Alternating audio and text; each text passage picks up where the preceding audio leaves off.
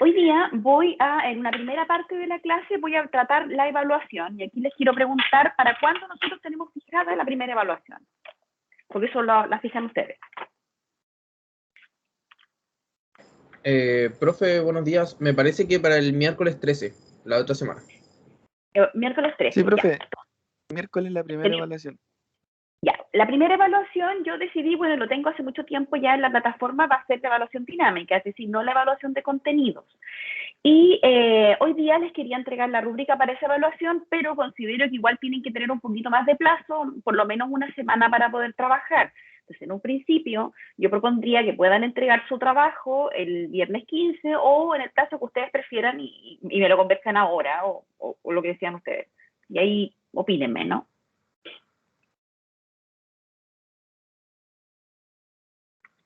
Profe, ¿y en qué consiste el trabajo? Disculpe.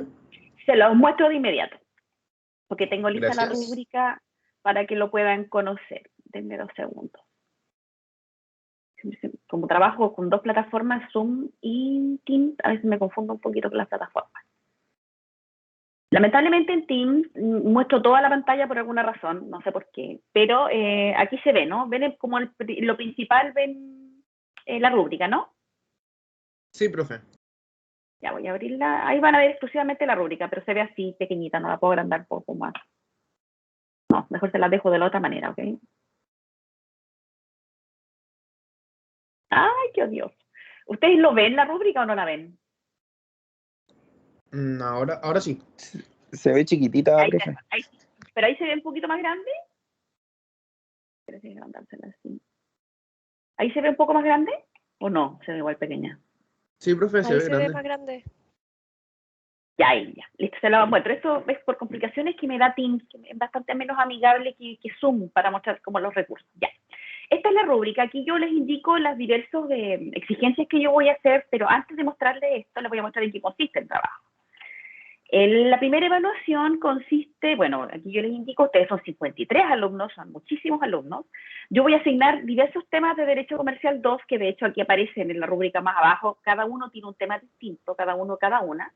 Este trabajo consiste en 2 partes. En una primera parte, que es una parte escrita, y una segunda parte, que es una grabación de este trabajo escrito que ustedes hicieron. Por supuesto, no que me lo lean, sino como la exposición de lo que ustedes encontraron o lo que concluyeron sobre el tema asignado, que deben subir a la plataforma de YouTube de forma pública y sin restricciones. Cuando hablo de restricciones, me refiero a esta YouTube Kids, etcétera, que complica un poquito después para la revisión de la evaluación en particular. Además, les indico que el trabajo escrito consiste en un mínimo de 5 páginas de trabajo escrito, en un máximo de 10, basado en lo estudiado en clase y lo investigado por ustedes. En la mayoría de los casos son casos súper particulares de materias como bien especiales de derecho comercial, por tanto nosotros hemos revisado la parte introductoria de derecho comercial de sociedades, pero estos temas en particular no, y son fácilmente investigables porque me di el tiempo de investigar cada uno de los temas y todos tienen por lo menos referencias en Google Académico, y ustedes además cuentan con 2 plataformas bastante buenas que nuestra universidad financia para que ustedes puedan revisar, que son Tirant lo Blanc, que es una muy buena fuente, y la otra que es Thomson Reuters, que ustedes pueden ocupar libremente cuando quieran para investigar. Y bueno, les indico además, puede ser entre 5 y 10 páginas, y toda información que ustedes incorporen, ya en esto voy a ser súper pesada, porque es algo que nosotros hemos conversado con el resto de profesores de la universidad, y es un problema que hemos estado detectando. Todo lo que ustedes investiguen debe ser debidamente citado. Si ustedes me indican un párrafo de otro profesor, de algún profesor en particular, o me indican algo que diga como, en mi opinión, ustedes todavía no pueden tener una opinión formada de derecho de sociedades, por tanto, eso ya para mí es una alarma sobre lo que me están instalando, porque lamentablemente nos hemos encontrado con trabajos donde los alumnos pareciera que toman un texto, lo copian así, igual y me lo entregan. Entonces, para que ustedes entiendan que cuando eso ocurra, la nota va a ser mínima, reprobación inmediata de esta evaluación. Entonces, para que entiendan por la gravedad que implica que uno plagie o ocupe el trabajo de un tercero, para que les quede como súper claro lo grave que es esa falta para esta instancia y para cualquier instancia futura. La forma de citar, ustedes ocupen la forma que ustedes quieran citar. Si quieren citan APA, que sería estableciendo esto a través de indicando la información al lado de la parte que ustedes están instalando o mostrando. Lo mismo ocurre en el caso que lo parafraseen.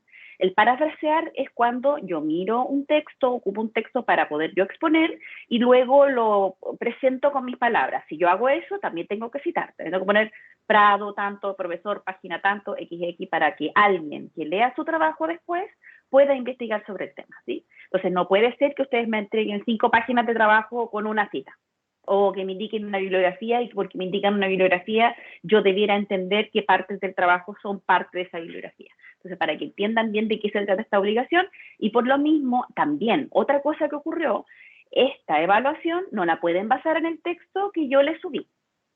Entonces, tienen que buscar ustedes, porque tienen muchas fuentes donde buscar. E idealmente, si van a ir a trabajar, trabajen por lo menos con 2 autores a fin de evitar esta posibilidad de plagio, posibilidad de replicar ideas iguales de otro autor. Entonces, en eso sí voy a ser bien estricta y de hecho todos los profesores de la facultad hemos conversado sobre ese punto por casos que hemos visto un poco complejos, para que entiendan la gravedad y lo importante que es también de respetar las ideas de otros. Y ya les dije, mínimo de 5 páginas, máximo 10. Este trabajo escrito debe contener una introducción y el desarrollo de este asunto planteado. La forma y estructura va a depender de su investigación y lo que usted quiera presentar, pero dentro de estas 5 páginas o estas 10 páginas, entiendan como excluidas la tapa, si es que le ponen un índice, todas las cosas extras que ustedes le quieran poner y que no sean de contenido, quedarían como fuera de estas 5 páginas. Además, el tamaño máximo de la letra, si bien no lo dice la rúbrica, lo digo yo en clases, tiene que ser como máximo 12 y el espacio debe ser por lo menos espacio simple, ¿no? Para que no vayan a darme, no sé, un trabajo para doble espacio con tamaño 24. Se los digo no por subestimarlo, sino por experiencias que he tenido en otros trabajos que he recibido. Entonces, para que lo tengan atentos sobre este trabajo escrito. Y aparte, la segunda parte del trabajo, que es esta exposición que tienen que hacer, este video, no puede exceder de 10 minutos y no puede ser inferior a 10. Entonces los digo porque he recibido trabajos de 4 minutos. Y lo ideal es que ustedes puedan verse en ese video a fin de que, yo pueda conocerles, porque debido a la forma en que nosotros estamos trabajando, no he tenido oportunidad de conocerlos, y además para que ustedes vayan desarrollando también estas competencias que nosotros debemos tener como abogadas y abogados, de poder exponer públicamente o poder hablar, sea a través de esta plataforma o a través de otra plataforma. Esto sería, bueno, y la exposición que ustedes hagan a través de internet, la que hagan a través de YouTube o la que ustedes ocupen, tiene que ser visualmente atractivo. Entonces, ustedes vean las alternativas que ustedes pueden ocupar. Yo sé que en eso son bastante más ingeniosos quizá que yo, o ingeniosas que yo, porque eso va a tener una nota como superior. Esas serían las instrucciones sobre el trabajo. Bueno, aquí ustedes pueden ver, no se los voy a poder mostrar a todos, porque de todas maneras se los voy a subir a la plataforma de aula virtual y se los voy a subir también a, disculpen 2 segundos, porque esto es urgente, que debo contestar.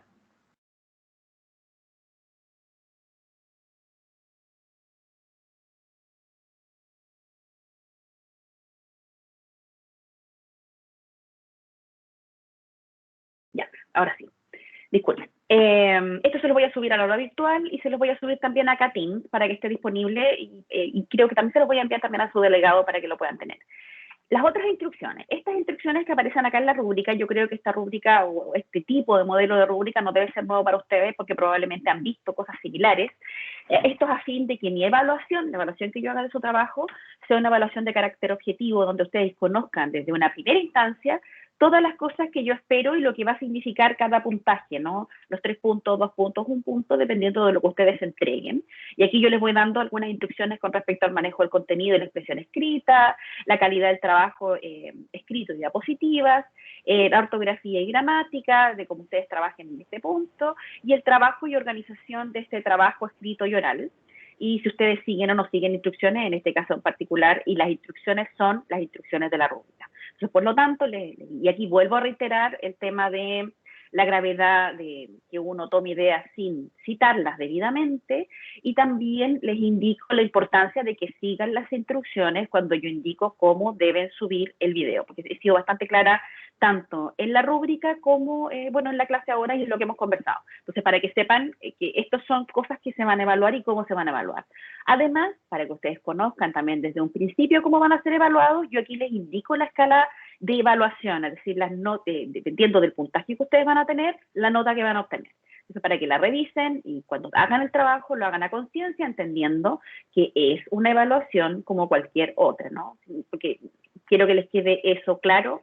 En cuanto a una evaluación dinámica, también tiene algún grado de dificultad, de hecho el mismo grado de dificultad que cualquier otro tipo de evaluación. Así que esas son las instrucciones en general. ¿Les quedan claras? ¿Tienen dudas? ¿Me quieren decir algo? Profe, ¿cuándo va a subir la rúbrica? Hoy, ya está hecha, de hecho. La iba a subir ahora, después de terminada esta clase, la iba a subir a la plataforma del aula virtual y la iba a subir acá a Teams, Ya, profe, muchas gracias. para que la puedan revisar como a profundidad y vean qué tema les tocó y demás, ¿no? Porque no les puedo mostrar el tema ahora porque ustedes, ni nuevamente, si bien no asisten tantos a clase, son muchísimos alumnos inscritos en esta cátedra, 53 hasta ahora. ¿Y alguna otra duda que tengan sobre la rúbrica? O sobre la evaluación, ¿no? Y de hecho me tienen que decir la fecha, porque yo les proponía que me lo entregaran no el 13, porque es muy poquito tiempo desde que yo estoy entregando la información para que ustedes la puedan cumplir. Les propongo el viernes que viene, pero si quieren también les puedo dar más plazo, no tengo problema. Y eso espero que me digan algo ahora.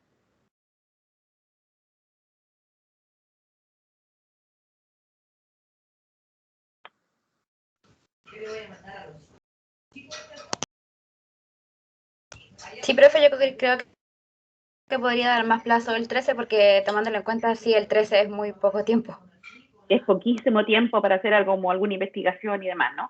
En un principio yo lo dejo para el 15, que es en una semana más, pero no se sientan obligados. Lo que sí, si ustedes consideran tomar un poquito más de tiempo, les pido que me avisen, sea a través de su delegado o como ustedes escojan, bueno, durante este fin de semana si quieren, porque yo puedo leer la misiva o el día lunes, hasta el día lunes, ¿sí?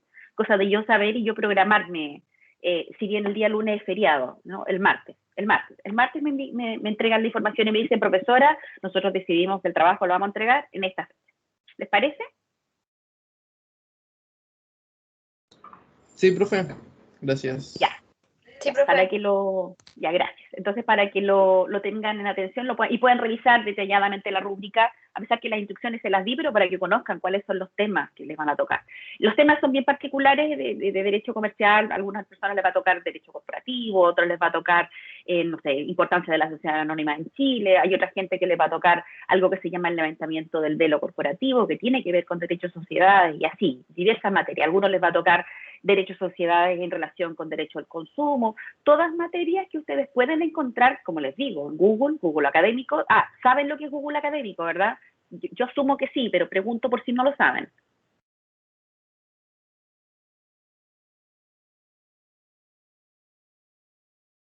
¿Saben lo que es Google Académico? No, profe, yo no sé. Ya, entonces se lo explico para que lo conozcan. Google todos ustedes lo conocen. Ustedes pueden buscar en Google lo que quieran, ¿no? Pero cuando ustedes buscan, no se restringe la búsqueda, sino exclusivamente hasta lo que usted indica. Entonces, cuando usted está investigando algo jurídico, le van a aparecer un montón de otras cosas que no son interesantes para nosotros. Si usted en Google escribe académico o escribe la palabra en inglés scholar, y se los voy a escribir por si acaso porque a mí a veces me funciona con la palabra en inglés y no con la académico, cuando uno escribe eso, Google solo le va a entregar este Google académico, y el Google académico solo busca fuentes de investigación jurídicas o académicas que a nosotros nos sirven. Y además es una muy buena herramienta porque ustedes pueden poner un rango de años, incluso, por ejemplo, yo quiero encontrar información sobre esto desde el año 2018 al 2021, es decir, o sea, lo más actual sobre esta materia. Y ahí va a encontrar información de Chile, del mundo, y esto no solamente en derecho comercial, sino en todas las áreas del derecho, y es una herramienta fidedigna de uso para investigación jurídica, para ustedes como para mí, yo también lo ocupo. No son fuentes fidedignas, se lo reitero a pesar de que quizá lo saben, pero prefiero reiterárselo, Wikipedia, el diario, alguna página de internet, la opinión de un abogado en particular, esos no son fuentes fidedignas para que ustedes puedan ocupar en este trabajo, como para que uno diga, investigó lo suficiente o esto es una buena representación, ¿no? Traten de buscar siempre, aparte, como les digo, en Google Académico, artículos que pueden ser Cielo, WOS, que son estas indexaciones que me indican que esa investigación es algo serio, o pueden ocupar las bases digitales que nosotros tenemos, que sobre materias de derecho societario y en particular de todas las materias que yo les indiqué, van a encontrar mucha información, porque Tirant Loblanc y Thomson Reuters tienen como un corte económico y de derecho mercantil y comercial, entonces van a encontrar información. Cualquier duda que tengan, por ejemplo, si no sé, por alguna razón se les dificulta la investigación, me hablan por Teams, me hablan vía mensajes de mail y vamos resolviendo siempre todo conflicto que tengan antes de la fecha de entrega del trabajo. Eso sí, se lo reitero, yo puedo resolver toda duda antes de la fecha del trabajo, tiene todo el tiempo para hacerlo. No a las 12 de la noche del día antes de entregar el trabajo. Los digo porque ocurre y para que sepan que existe esa confianza, pero que tienen que tomarse ese tiempo para poder revisarlo. Y en fin de semana yo generalmente o no reviso mucho las plataformas, entonces para que entiendan también que si tienen una duda, cualquier cosa que quieran resolver, de lunes a viernes no hay problema. Ya.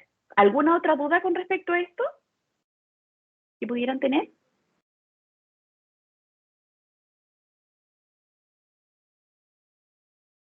Ya, entonces, bueno, quedamos con esta idea de que ustedes van a revisar la rúbrica cuando yo se la sube, la tengan disponible, y me van haciendo consultas, pero recuerden que para el día martes, porque creo que el lunes es feriado, me indican en qué fecha me van a entregar el trabajo. O sea, bueno, del martes tenemos clase, de hecho. El martes si quieren me lo dicen en clase o me lo entregan o me lo dicen a través del delegado. Ya, ahora sí voy a continuar con lo que estamos estudiando hasta este punto. ¿Recuerdan qué fue lo último que nosotros conversamos en derecho mercantil, en derecho de sociedades?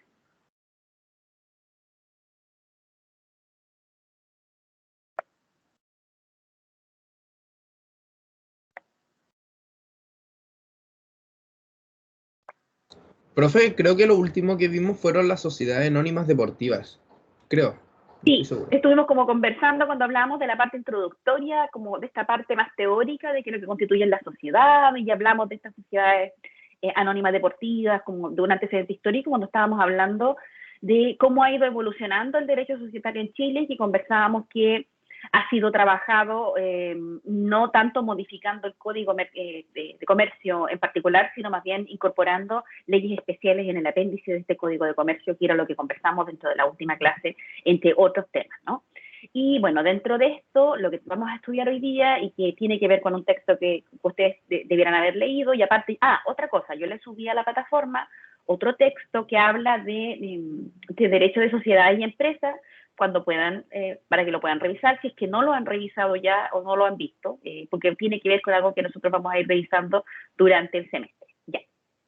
Y hoy día vamos a hablar de la naturaleza jurídica de la sociedad. Nosotros hemos hablado hemos conversado algo sobre esta naturaleza jurídica de la sociedad. Ustedes, dentro de lo que han revisado hasta este punto, es decir, lo que vieron en derecho civil, ustedes debieran entender la sociedad como un contrato, y esta finalmente es la noción que el derecho tiene desde el periodo de la codificación del siglo XIX, que lo define o lo definía como un contrato bilateral en donde los socios estipulaban poner algo en común con mira a repartir entre sí los beneficios que de ello provenga. Esta es una definición muy clásica de lo que nosotros entendemos como sociedad, y desde el punto de vista jurídico puede ser criticable cuando nosotros excedemos el margen de las sociedades de personas y vamos hacia las sociedades de capitales, debido a que las sociedades de capitales, como nosotros ya hemos conversado en clase, lo que es importante no es la persona del socio, sino más bien el aporte que este socio hace. Y cuando hablamos de la SPALA, o sea, por acciones, y de los diversos tipos de sociedades anónimas, yo les conversaba que este aporte en realidad no es un aporte como nosotros lo podemos entender, sino que son las acciones, compra de acciones. Eso fue algo que conversamos dentro de la última clase y dentro de las primeras clases. Esta definición que yo les indico, que es tradicional, ¿no?, de este contrato bilateral en que los socios estipulan poner algo en común con mira a repartir entre sí los beneficios que provengan, o entre los socios repartir estos beneficios que provengan, es la definición que nosotros encontramos en el Código Civil, en el artículo 2053 del Código Civil, y que es algo que ustedes ya tendrían que haber revisado y que tiene que ver también con la tradición romanista que tiene nuestro Código Civil, y más que romanista, que nuestro Código Civil es una copia del Códex francés, y el Códex francés también lo trataba de esa manera en su momento. Y a la vez piensen que es algo que ustedes también saben, nuestro Código Civil fue base de muchos otros códigos civiles en Latinoamérica y por tanto la mayoría de los códigos civiles latinoamericanos, que, algunos siguiendo el chileno y el chileno copiando literalmente el códex francés, hace que nuestra legislación tenga como un corte más bien occidental en lo que es la regulación del derecho comercial, sociedades, etcétera. Esta definición entonces ustedes la encuentran en el artículo 2053 y lo que dice también el texto que ustedes tendrían que haber leído es que ha ido perdiendo entonces como algún valor progresivamente entre cuanto nosotros hemos avanzando en las diversas formas sociales que nosotros ya hemos conversado. Incluso en las mismas sociedades de personas ya exceden esta definición, pero aún con más razón cuando hablamos de estos tipos societarios por acciones, que serían la sociedad por acciones, y también se encuentra o queda un poquito corto en lo que es la idea de la empresa individual de responsabilidad limitada, que si bien en sí mismo no es una forma social, ¿no? Porque no es una sociedad, sino que es una misma persona que se genera esta persona jurídica, que es la empresa individual de responsabilidad limitada. Entonces, esta noción no alcanzan a caber dentro de esta noción previa de lo que se entendía que era la sociedad, que me entrega este artículo 2053 del Código Civil. Es así como encontramos como una expresión de sociedad unipersonal o unimember que le dice aquí, que no resultan comprendidas dentro de esta noción legal, sociedad-contrato, ¿no? Porque en la empresa individual de responsabilidad limitada, como yo les decía, no podríamos hablar de un contrato porque ustedes hemos conversado algo sobre la empresa individual de responsabilidad limitada, pero en un principio lo que ocurre con esta forma social es que nosotros la configuramos para una persona en particular que en general no hace ningún contrato ni genera ningún convenio con ninguna otra persona, sino que lo hace con su propio patrimonio. Es decir, divide su personalidad por una parte como persona natural y segundo como empresa individual de responsabilidad limitada. Y es que es una nueva figura y que por supuesto se construyó esta noción de la empresa individual de responsabilidad limitada, como ocurre con la mayoría de las cosas en derecho mercantil, porque estaba obedeciendo lo que era la realidad, es decir, lo que estaba ocurriendo ya en la realidad del derecho mercantil mundial. Y así como nosotros encontramos históricamente diversas teorías que intentan explicarnos qué es lo que nosotros entendemos como por sociedad, encontramos la primera teoría, que es la teoría clásica contractualista, que es la que figura en nuestro Código Civil, en este artículo 2053, y que era la noción que existía en un principio, al inicio de cuando nosotros empezamos a hablar de las formas sociales, y esta teoría tiene nuevamente su origen en el derecho romano clásico, pero alcanza su mayor auge en el siglo XIX con todo este proceso de codificación que yo les mencionaba, porque recordando nuevamente el derecho mercantil, que es algo que ustedes saben desde el derecho comercial 1, es una rama del derecho, una rama especial del derecho privado, que a diferencia de otras ramas de derecho privado, por ejemplo el derecho privado general, la costumbre tiene un valor fundamental e importante, ¿no? Y ustedes después van a ir viendo, dependiendo de la especialidad que vayan tomando, cuando ustedes decidan qué tipo de abogada y abogado van a ser, van a ir viendo donde la costumbre a veces tiene valores distintos de lo que ustedes conocen hasta ahora. Lo que ustedes conocen hasta ahora es lo establecido por el Código Civil, que uno puede remitirse o entendemos que la costumbre tiene valor solo en los casos en que la ley se remite a ella. En derecho mercantil ustedes saben también que nosotros podemos tener o reconocer la costumbre incluso cuando hay silencio de ley, es decir, cuando la ley no ha mencionado la costumbre por la especial característica que tiene esta área del derecho. Y después más adelante, si ustedes así lo deciden o si su trabajo así se los exige, van a saber también que cuando hablamos del derecho de los pueblos originarios latinoamericanos y el reconocimiento que hace nuestro legislador, también la costumbre tiene este valor en silencio de ley, es decir, no exclusivamente cuando la ley se remite a ella. Y lo que sí, la costumbre nunca tiene valor cuando es en contra de ley, ¿no? Para lo que nosotros conversábamos dentro de las clases pasadas. Y es así como esta teoría clásica contractualista me dice que esto entiende la sociedad como un contrato bilateral, oneroso, conmutativo, como cualquiera de los diversos contratos que nosotros podemos revisar y que de hecho ustedes probablemente ya revisaron en derecho privado. Y esta teoría, les reitero, es la recogida por el Código Civil napoleónico, que es lo que yo les mencionaba, este códex, y posteriormente por el Código Civil chileno, que está de una manera muy amable que tiene el autor de decir que finalmente nuestro codificador chileno copió la legislación francesa, y les comento que quizás su profesor de Derecho Civil en algún momento se lo mencionó, también cuando copia el códex muchas veces se equivoca en la traducción y eso hace que nosotros hasta el día de hoy tengamos algunos problemas con respecto a algunas definiciones de cómo se entendieron o cómo nosotros podemos entender algunas materias en derecho civil, siendo lo más trágico la forma de entregar en la tradición del Código Civil, que hubo una mala interpretación del Código. Y aquí, en esta idea de esta teoría contractualista, que yo ya les digo, es importante que ustedes la conozcan en cuanto a la historia o cómo nosotros podemos entender el fenómeno jurídico y la naturaleza de las sociedades, pero no es la teoría que nosotros ocupamos hoy en día. Pero el autor argentino Carlos Gilberto Villegas, al explicar, dice, para los socios es un contrato, esta sociedad, pero para los terceros, la sociedad es una persona con derechos, obligaciones y responsabilidades distintas de los socios que son parte de esta sociedad. Y dice, disentimos de esta afirmación que le siguen en la celebración del contrato social y el cumplimiento de las solemnidades que le siguen en tiempo y forma, nace una persona jurídica distinta de los socios individualmente considerados.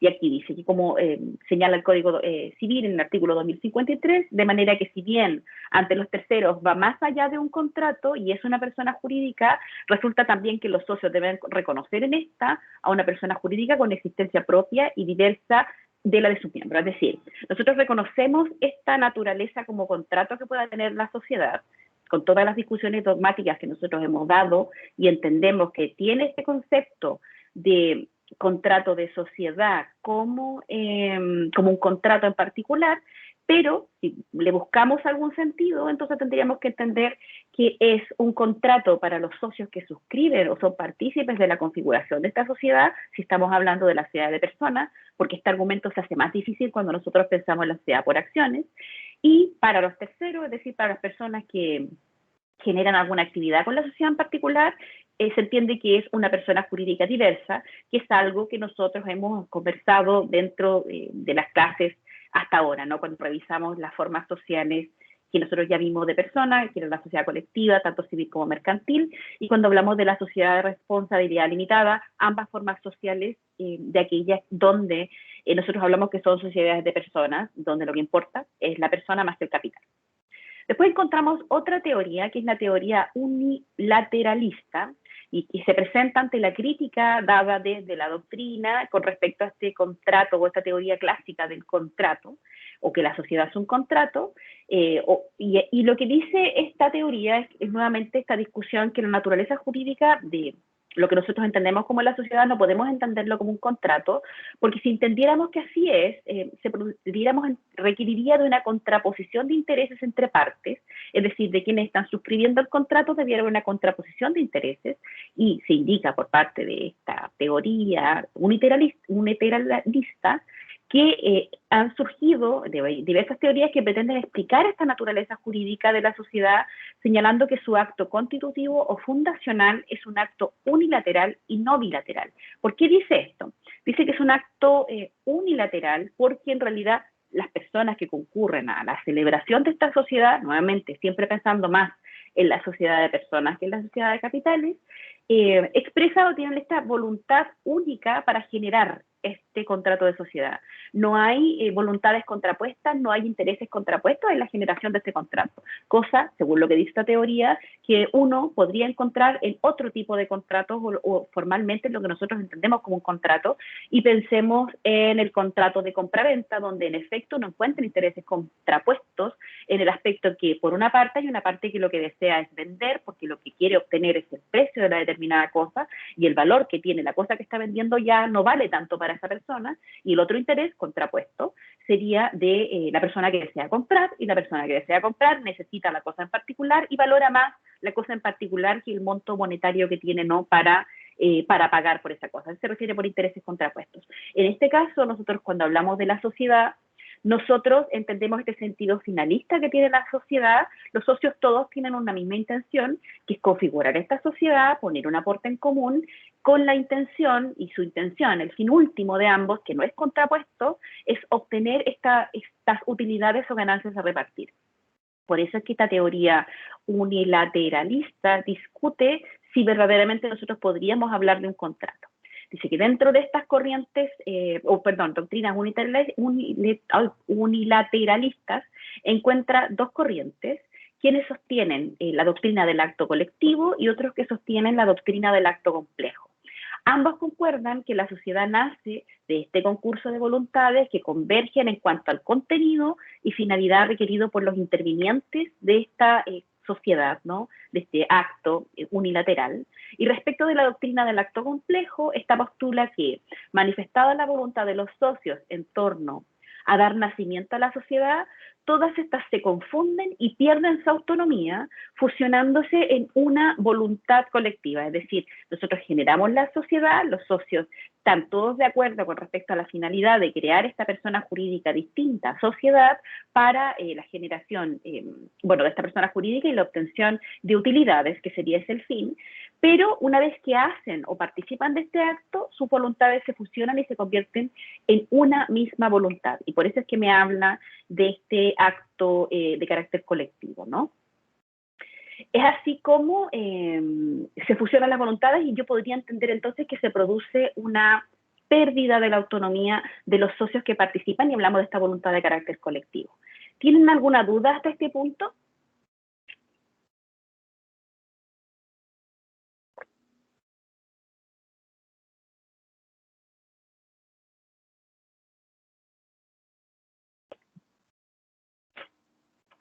¿Profe? Dígame. Una parte de la doctrina decía que era un acto colectivo, ¿y cuál era la otra? Me habla de que es un acto colectivo y el otro que es un acto complejo. Ya, ¿y el complejo lo explicó todavía no? Lo estoy explicando. Ah, ya, profe, gracias. Iba a empezar a explicar el complejo. Ya, y nuevamente, y con respecto, cuando hablamos de este acto complejo, nosotros postulamos que manifestada la voluntad de los socios de dar nacimiento a esta sociedad, estas se confunden y pierden la autonomía y se fusionan en esta voluntad colectiva.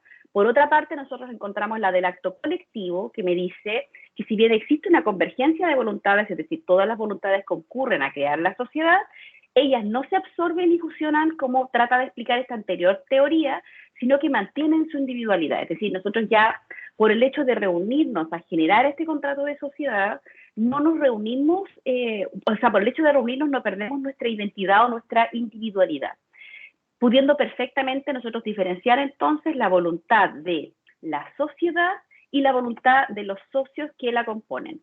Es decir, sostiene el profesor argentino Efraín Hugo Richard, solo hay una tendencia de todos los socios a lograr este común efecto jurídico que es la constitución de la sociedad con la posterior generación de utilidades. Esta teoría del acto colectivo observa en el acto fundacional entonces uno de naturaleza pluripersonal, porque concurren conjunto de voluntades para la generación de este acto y que se unen para la satisfacción de intereses paralelos. Y en este tema, y es importante también cuando estamos hablando de eso, esto, bueno, todo lo que nosotros estamos revisando, incluso desde el punto de vista de la teoría del acto colectivo, del acto complejo, cuando lo vemos desde el punto de vista de la sociedad como un contrato, todo esto más bien nosotros lo podemos entender dentro de lo que son las sociedades de personas, pero se hace un poquito más difícil cuando hablamos de las sociedades de capitales.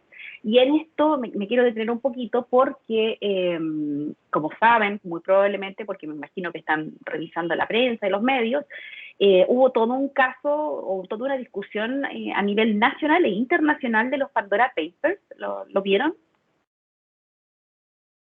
¿Lo leyeron por ahí? Sí, profe. ¿Y de qué se trata el Pandora Papers? Eran de una, por lo que yo entendí más o menos, que habían cuentas en paraísos fiscales para elevación de impuestos, ¿puede ser? Entre una de ¿Pero las de cosas. quiénes?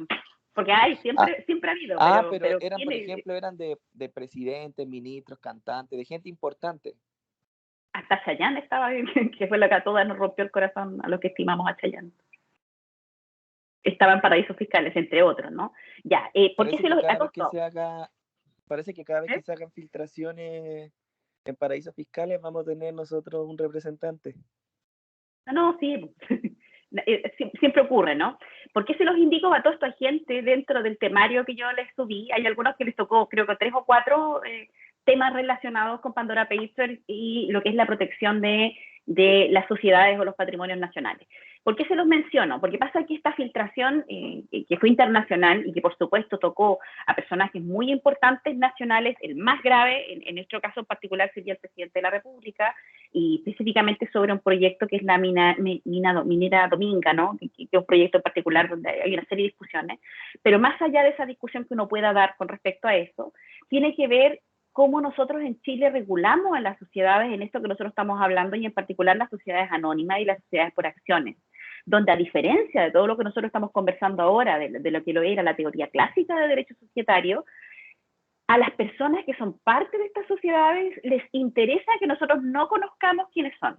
Les interesa que su voluntad esté oculta.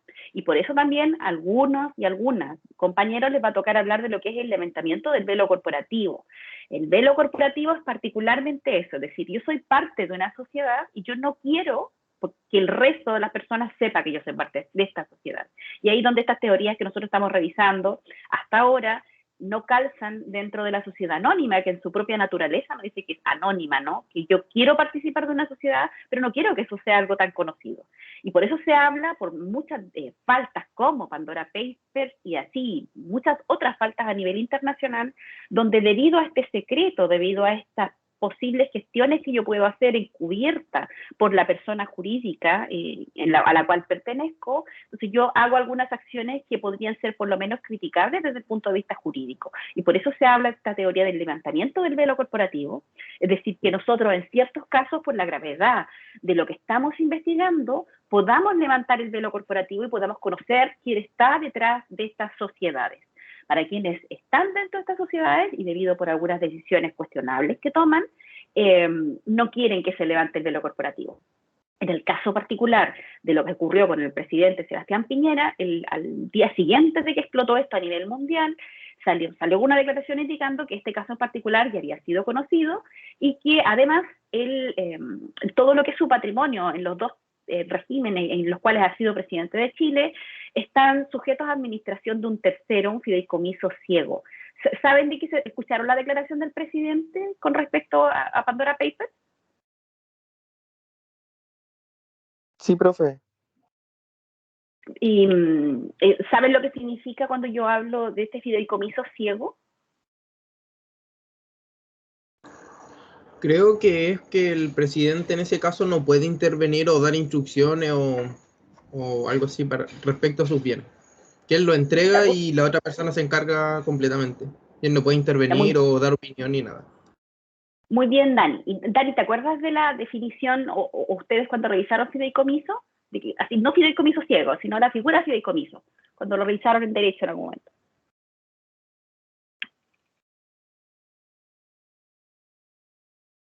O si no se acuerda Dani, lo recuerda otro u otra, ¿no?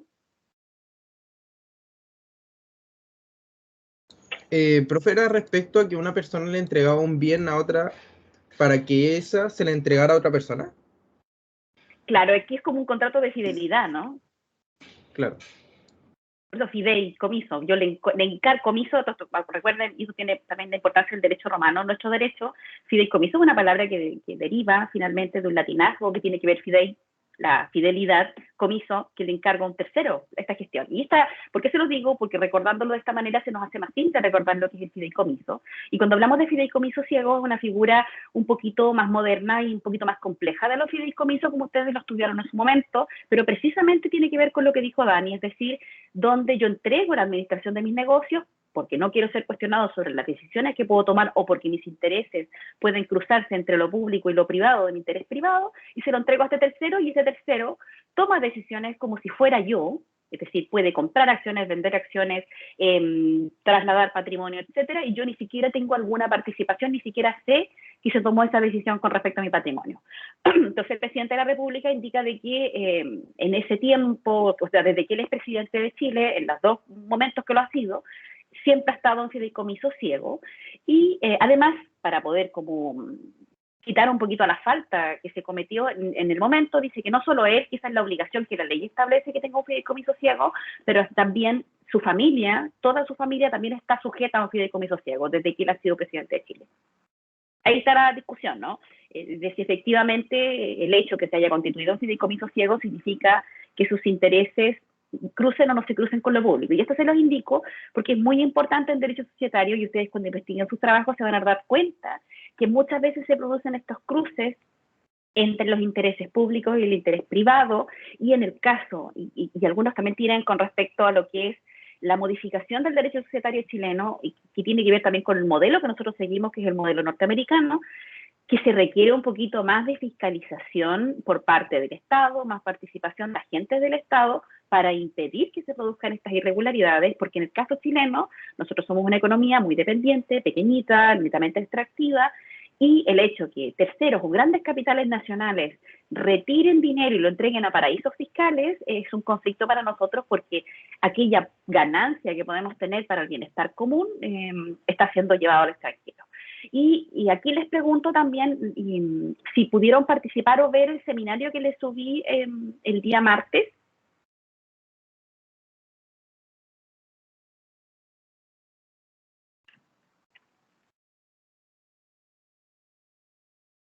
Si no lo vieron, bueno, no importa, pero cuando lo puedan ver se los recomiendo. No es que yo se los vaya a preguntar en clase, sino que me gustaría que lo vieran porque tiene que ver con esto que les estoy conversando, con las decisiones que ustedes van a tomar como profesionales. Tiene que ver con la formación ciudadana y cómo ustedes van a ejercer como abogados y abogadas, o en este caso, por ejemplo, si ustedes son empresarios, cómo van a ejercer, si van a ejercer pensando exclusivamente en sus intereses y por tanto van a llevar todo paraísos fiscales y que el resto de Chile les valga, o si les va a interesar por las decisiones que ustedes toman el beneficio común y no exclusivamente el beneficio individual. Se los digo porque dentro de lo que es el consorcio de universidades del Estado existe toda una preocupación de lo que es la formación ciudadana, es decir, a ustedes como personas que son partícipes de este Estado chileno, incluso en estas áreas como esto que estamos estudiando derecho mercantil o incluso fuera de las áreas de derecho o de las áreas que nosotros entendemos del conocimiento social, incluso, por ejemplo, el profesor de matemáticas pueda entender estos conceptos y se les pase, por ejemplo, cuando se hable de cálculo. Entonces, que ustedes entiendan y actúen con empatía como profesionales. O cuando tomen decisiones en una empresa en particular, sus decisiones no sean exclusivamente de su interés individual. Y por lo mismo trato de incorporar dentro de las clases algunas materias de actualidad para que ustedes, esto que aprendemos dogmáticamente con esta clase lectiva, donde yo hablo de estos temas, ustedes también lo internalicen y lo piensen en el momento de tomar decisiones como profesionales en lo futuro. Ya, y lo último que vamos a revisar hoy día es esta teoría, que es la teoría de la institución, para nosotros poder entender este concepto de sociedades. Los principales exponentes de esta teoría de la institución son Marisa Riu, Renat y Guillart, y como esta doctrina reconoce este carácter contractual de la sociedad en cuanto al acto constitutivo de la sociedad, y no da mayor importancia a esta definición o distinción del acto constitutivo de la sociedad, y postulan que una vez creada, surge como una institución con independencia de los socios que la integran y se ubica entonces en una posición intermedia entre el Estado y las personas. Ahí nosotros podríamos ver en esta teoría de la institución como un avance, una combinación entre las dos teorías que ya hemos revisado hasta este punto, y además agregan que como institución tiene una existencia autónoma con personalidad e intereses propios. Es así como esta definición o esta teoría de la institución nos podría un poquito servir para entender o incorporar dentro de la noción de sociedades lo que hemos conversado hoy día, que son las sociedades de capitales, que dentro de esta noción tradicional, sea como contrato, o esta unilateralista, nos cuesta un poquito entender las sociedades de capitales. Quizá en esta noción que buscan estos autores franceses de la teoría de la institución, entendiéndolo como una institución con existencia autónoma, con personalidad e intereses propios, entonces nosotros podemos finalmente distinguir la sociedad de sus socios y entendiendo también lo que yo les indicaba hacia el final con respecto a las sociedades o este levantamiento del velo, o cuando yo quiero ser parte de una sociedad anónima o de una sociedad por acciones y me interesa que mi nombre quede un poquito más oculto. Y para la próxima semana vamos a revisar lo que es la teoría del contrato plurilateral o de organización. ¿Tienen alguna duda con respecto a lo que hemos revisado hoy día, lo que vimos ahora último, o algún comentario?